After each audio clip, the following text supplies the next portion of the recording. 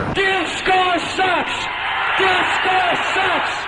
But only 18 months after Saturday Night Fever, dance music was facing a massive backlash in America. Disco sucks! Disco sucks! Disco sucks! Yeah! Steve Dahl was blowing up disco records out at Comiskey Park and, getting all these rock and roll heads to join in. And, there was a huge backlash on disco music. This is now officially the world's largest anti-disco rally! In 1979, DJ Steve Dahl led an anti-disco campaign that struck a chord throughout suburban America. It was more about blowing up all this nigger music than,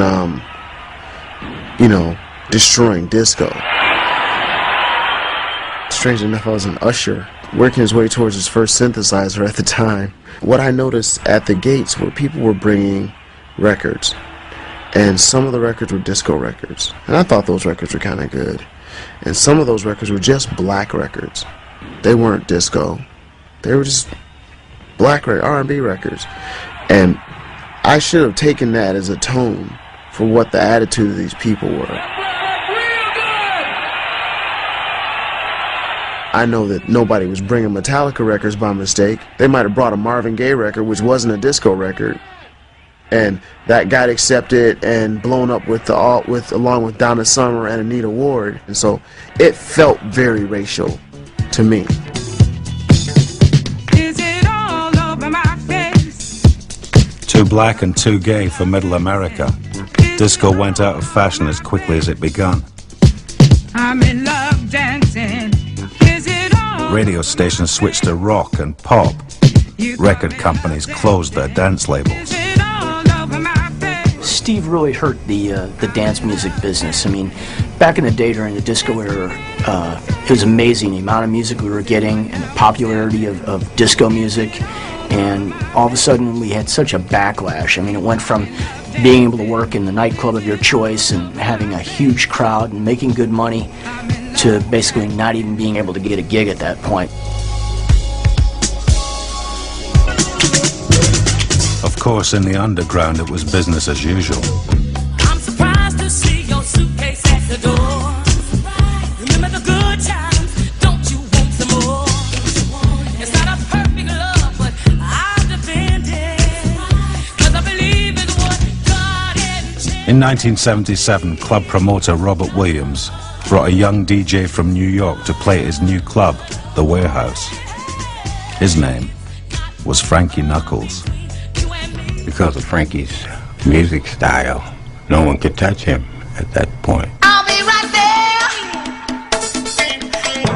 Yes, I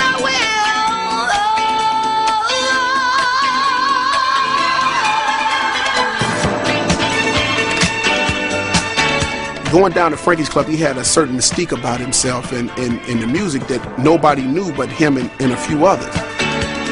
Knuckles played the classics. He would bang stuff out, but he's more classy. He played a lot of more underground things that were, like loose joints. Is It All Over My Face? And I think Anita Ward Ring My Bell before it ever hit commercial. I mean, he was playing probably 3, 4, 5 months before it even came out. It was the only place in the city that you could go and hear this type of music. Yeah. He had totally cornered the market. That was the thing. That's how it started off, because there was nowhere else to go. 'Cause baby, there ain't no mountain high enough, ain't no valley low enough, ain't no river wide enough. Knuckles brought the energy of New York's gay scene to Chicago. Getting to you. It wasn't long before straight kids were checking out the club. This music was really something that would grab your soul. I mean, you could feel the groove, and the basses were heavier.